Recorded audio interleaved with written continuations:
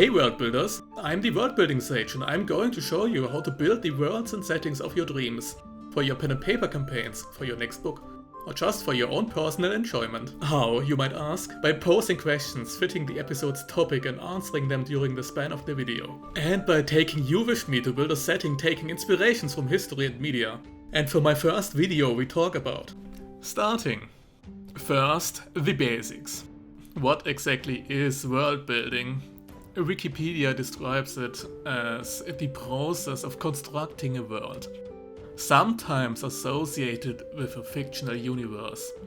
World building often involves the creation of geography, a backstory, flora, fauna, inhabitants, technology, and often different races.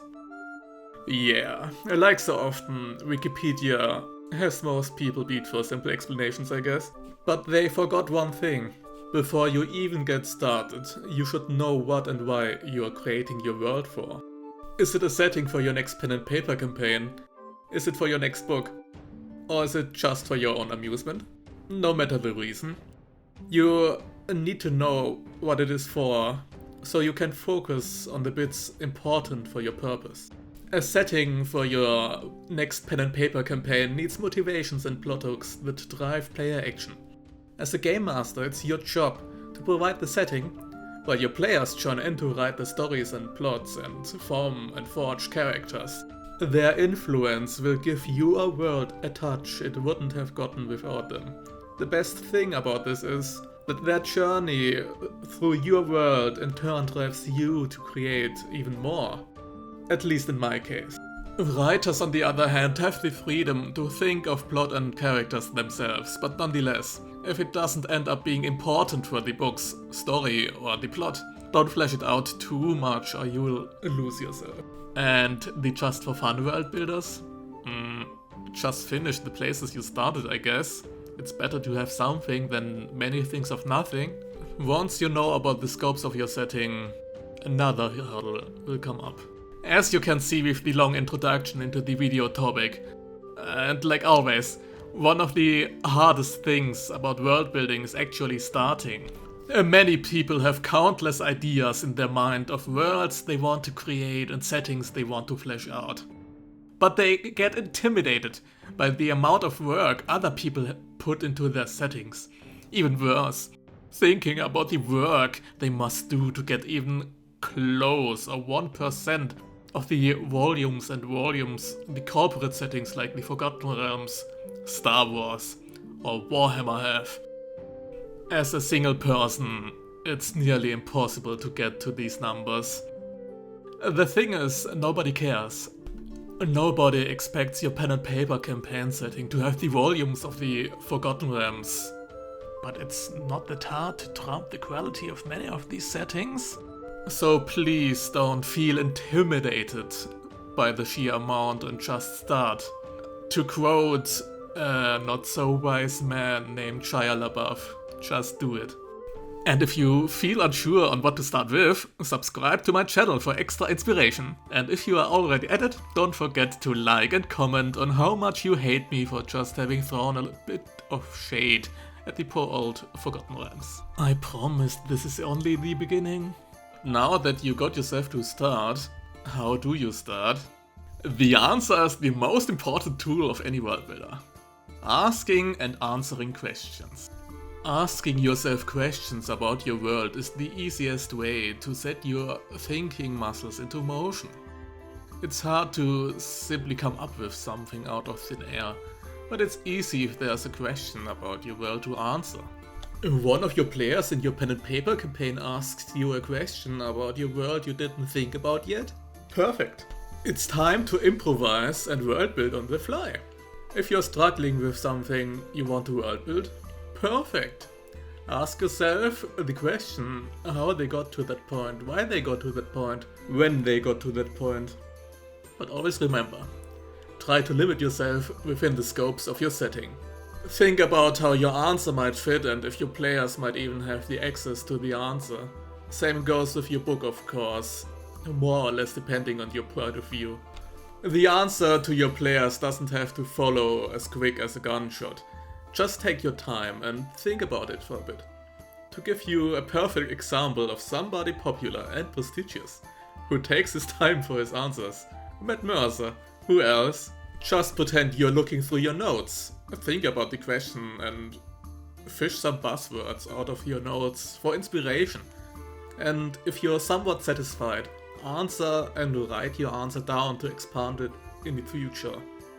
You don't want to end up like me, who way too often told my players stuff they either weren't supposed to know, or even worse, told the players an answer that wasn't entirely consistent with what I would have said if I would have thought about it for just a second longer.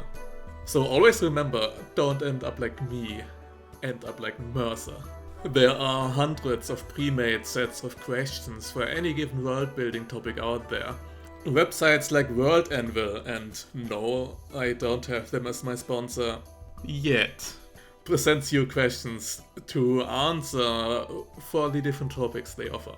They have templates that make your job easier by simply asking the right questions at the right time. I now have basically handed you the secret formula for the entire world building process and how to make yourself into a master world builder. So subscribe and keep watching anyways to get to the actually good stuff in episode 1001. I swear it's important. Alright, let's answer 3 questions together, one of which is a bit meta. Complain down in the comments if you don't like it. Yeah, the other 2 are first steps into your setting. Question number 1. What tools other than questions do you have to use for world building? That's a rather good question. I'll keep myself short, since in the end, as long as it's somewhere that isn't your head, it's acceptable. The easiest tool helped people for ages now. Pen and paper. It's the easiest and least restricting for everything you want to bring to paper. You can write setting notes and draw maps with high quality. Our most favorite British Catholic World War I veteran, J.R.R. Tolkien, is famously known for having written down all of his ideas on paper. To be fair, there wasn't much else at the time, but that just proves that it's definitely possible to keep your information as well structured as with any digital tool. It does have its downsides, of course. For being comparatively slow, you can't save it anywhere but your shelf, and it's arguably the hardest to browse through whenever you need your information at hand. Which is why, even on table, by now I never play without a laptop when I'm DMing. Digitally, there are 2 ways I'd almost equally recommend. Either you take the Office program route by using Word, Google Docs, OpenOffice, OneNote, and similar for your world building, or you pick more dedicated tools and services like World Anvil, Campfire, for maps, Wonderdraft and that stuff. In the end, that's your decision. I can see up and downsides for either. I'd recommend you save your stuff somewhere at the cloud or something so you can easily access it wherever. I'll make an extra video comparing them eventually, especially the dedicated tools. Question 2. What are the inspirations and aesthetics, the vibes of your world and your setting? This is arguably the hardest question to give a straight answer to, yet nearly everyone will have a picture in their mind of what their setting is supposed to look and feel like. This question doesn't apply to your whole world, but more to a specific setting within your world. That's the important bit. We will start out small, and for that we have to think about it right away. The aesthetics, the vibes, all the following sub-questions I'm going to pose, they are your pillars you'll need to come back to every time you think about your setting. Keep them in these scopes and don't stray out too much. The most important thing for people to immerse in your pen and paper world or your book setting, after all, is verisimilitude. The hard word for realism that doesn't mean the same thing. Keep your setting consistent and believable within the scopes you've set within the basic question, and people will be able to immerse themselves without any issues. Now to the questions. What are your setting's real life or media inspirations? What real world time frame fits your setting the closest? What level of technology have the people of your setting access to? Is your setting magical? If yes, what level of magic do the people of your setting have access to? Is it low or high magic? And are the magical monsters, beasts, races, creatures of myths and legends in the world? And lastly, what are the broad hierarchies and social structures of your setting like? And how are they affected by magic and technology, by the time frame and the inspirations you took? All the other questions somehow revolve along these 5 questions and will be deeply affected by them. There's an extra question you have to ask yourself when creating a new setting within an already existing world. Does this fit naturally enough into the world without having to mend or even retcon too many inconsistencies? Question 3. Where do you want your story, plot, adventure, or whatever else to be set in first? This question isn't important for when you are just creating for fun, but you still have to start somewhere. So, what are your humble beginnings? Where's the cheesy tavern your players will meet up and awkwardly don't talk with one another while sitting at different tables for half an hour before the plot hook sets everything in motion? What's the place the protagonist of your book wakes up and talks about their life story in a way everybody will skip anyway? Where will your actually good introduction into your book or campaign be set in? For this, think about it at the smallest scale you need for things to happen and go bigger from there.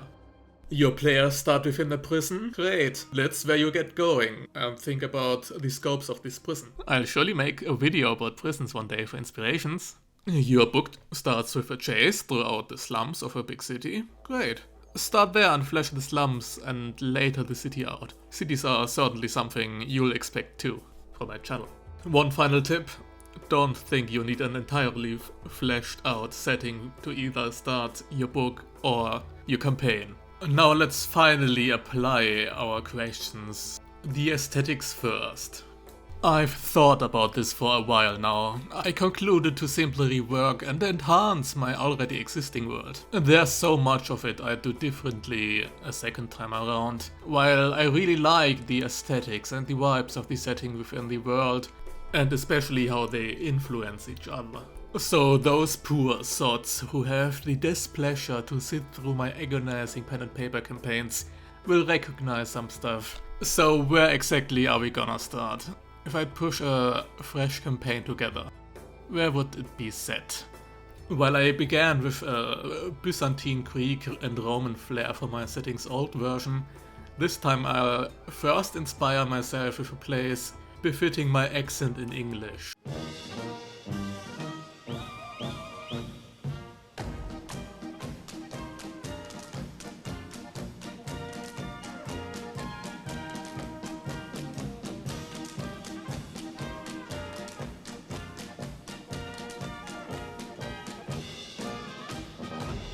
My inspirations are old southern Germany, Baden-Württemberg and Bavaria, Switzerland and Austria, while I'll later take a look at the Austrian Empire and Austria-Hungary as an influence for nation building. In some ways it'll also remind you of the Russian Empire, but this is a thing you'll see later on. Like in my old setting, I'll add in old Celtic Germanic influences into this entire part of the world. The region we'll first start with will be especially rustic because of the dangers they face day to day. German fairy tales and myths will help me a lot to inspire myself for these necks of the woods. All in all, many themes within this world will ask questions of nature versus civilization, myth versus rationality, mankind versus otherworldly entities, and magic users versus non-magic users, or the corporations between each. For some, the time frame might be surprising. It won't be a medieval world. Many of the world are at the edges of industrialization even. Many things will orientate around late 18th and early 19th century Europe, while other stuff might not appear until the 20th century even, IRL at least. You don't have to strictly follow a time frame. You aren't anachronistic if you are creating your own world. Just remember that people might come to ask why you've got full plate armor around, but no use of black powder anywhere. So have an answer at hand. Answering with that's the vibe I like, sadly isn't really satisfying for most people. The time frame is just a way to inspire yourself easier with real life or fictional examples. And the previous question gave the answer for the next question away. My setting will be in the early steps of industrialization. Factories start to replace manufactories. Canals are being built, trains are a blink away of being invented. Other magical means of industrialization are about to happen. For the average human, this means that gunpowder is relatively readily available, not only to defend them against the creatures of the wild, but also against each other, and of course against magic users. Don't shy away to add cool stuff that might otherwise be impractical in real life, if it fits your vibe. From gigantic anime swords to gunblades, all is valid and just gives you another possibility to ask yourself a world building question as to how and why. Again, another answer teased before I got to the exact question. See how they are all related? Yes, my setting will have magic, and it'll be a high magic setting, partially because I really dislike more slower fantasy. Magic will be readily available in this setting, but it'll be restricted through the classes. People in power monopolize magic and most of its benefits, while the lower classes seek their salvation through religion and through the magical creatures of the wild and interact more with them. So don't forget to sacrifice the weekly lamp, otherwise the local fairy won't protect your village from the gnomes who come to bind the laces of your shoes together. Considering it's a pen and paper setting, especially played with D&D or Pathfinder, I'll have to build my magic system around the gameplay style of the system. But both new and more unique magic systems and how to world build around system settings will be addressed in future videos. The answer for the fifth question has once again been teased by a previous question. Magic will have a very strong influence on class separation and power structures within the setting. In this world, magic users are the top of society. Especially the kingdom our region will be set in will have magic regulating laws that prevent people who aren't of the nobility to find access to educated magic. Stuff that goes beyond druidic rituals to help your crops and your village's well-being, or rituals to communicate with spirits and other magical creatures, are just out of scope for most people, and they won't even realize what is happening to them if they see it. Sorcerers as a game system class will have a unique position because of their inherent magics. Most of them will transmit their lineages through their families and will usually be of noble blood, which will have strong repercussions once we'll get to family relation. A video topic that is way more interesting than it sounds like. I promise, I'm an anthropology student. Wild magic sorcerers will have it worse, however. Also expect to find many influences taken from both Austria-Hungary and the Russian Empire in terms of social structure. So in short, the world we are going to build together will have an early 18th, late 19th century Austria-Hungary and slightly Russian Empire-inspired magic punk setting with many Celto-Germanic influences, as well as influences taken out of fairy tales and myths. So that's it for this video, world builders. The next video will be about the region we defined the aesthetics for today. I hope you learned at least some bits and enjoyed my first video of the series and on this channel entirely. See ya!